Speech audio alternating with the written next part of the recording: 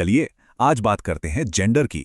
ये एक ऐसा शब्द है जो हम रोज सुनते हैं, पर क्या हम सच में इसके मतलब की गहराई को समझते हैं? आज हम इसी की परतों को खोलेंगे, बिल्कुल साफ और आसान तरीके से, ताकि हम सब इसे एक ही नजरिए से देख सकें। अच्छा, एक सवाल से शुरुआत करते हैं। कभी सोचा है कि लड़कियों के लिए गुलाबी और लड़कों के लिए नीला रंग ही क्यों होता है? ये सिर्फ रंगों की बात तो नहीं है ना? असल में यही छोटा सा सवाल हमें एक बहुत बड़ी सच्चाई की तरफ ले जाता है कि जेंडर के बारे में हमारे ये सारे विचार आखिर आते कहां से हैं।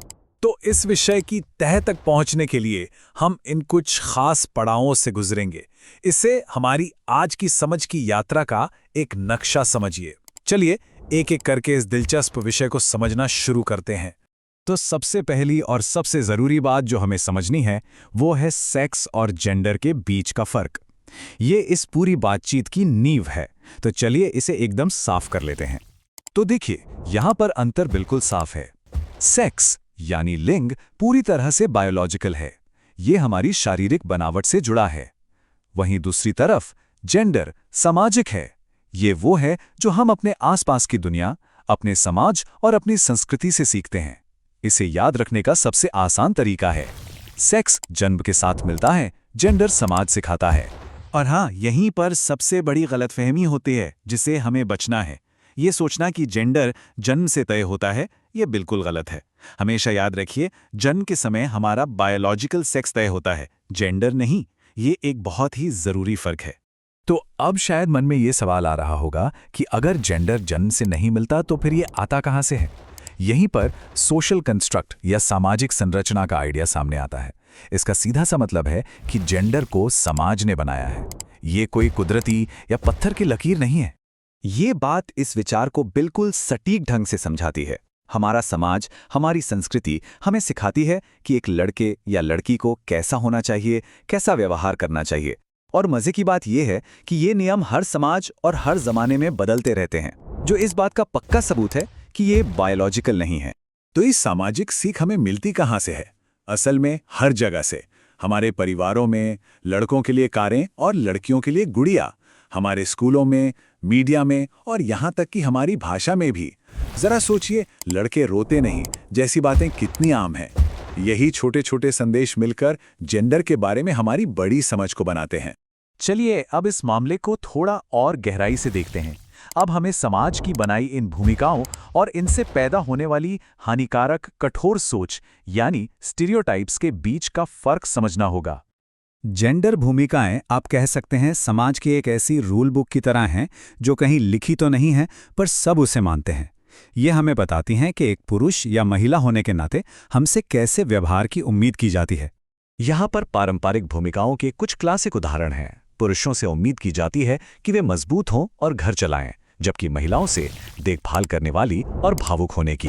सबसे जरूरी बात यह है कि ये भूमिकाएं सीखी जाती हैं, ये हमारी पहचान का कोई कुदरती हिस्सा नहीं है।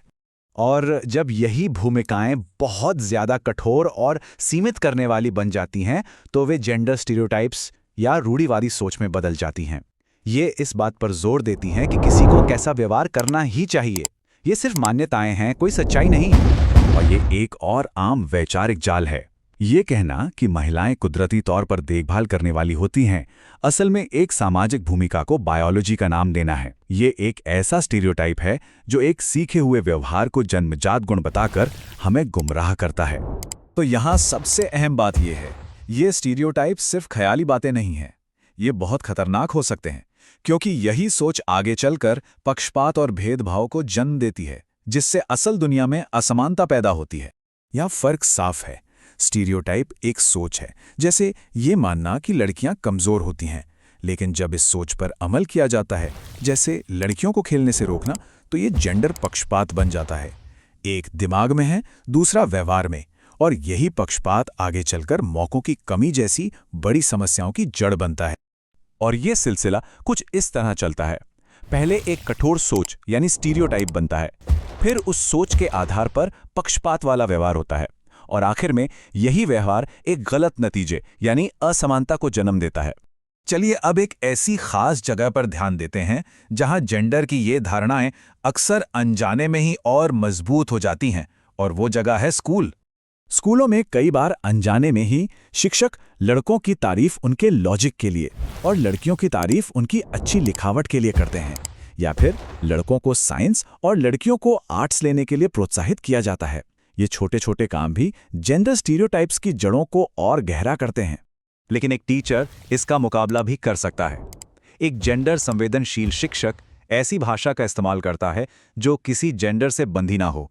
वो सभी को बराबर मौके देता है और क्लास में पुरानी सोच को खुलकर चुनौती देता है।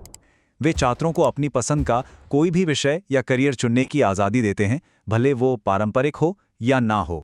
अब इस चर्चा को सिर्फ स्कूल या शिक्षक की भूमिका से आगे ले जाते हैं। असल में हम सभी के पास अपनी दुनिया में एक सकारात्मक सामाजिक बदलाव लाने की ताकत है। तो चलिए मुख्य बातों को जल्दी से दोहराते हैं। सबसे पहली और जरूरी बात, जेंडर समाज की देन है, ये एक सच्चाई है।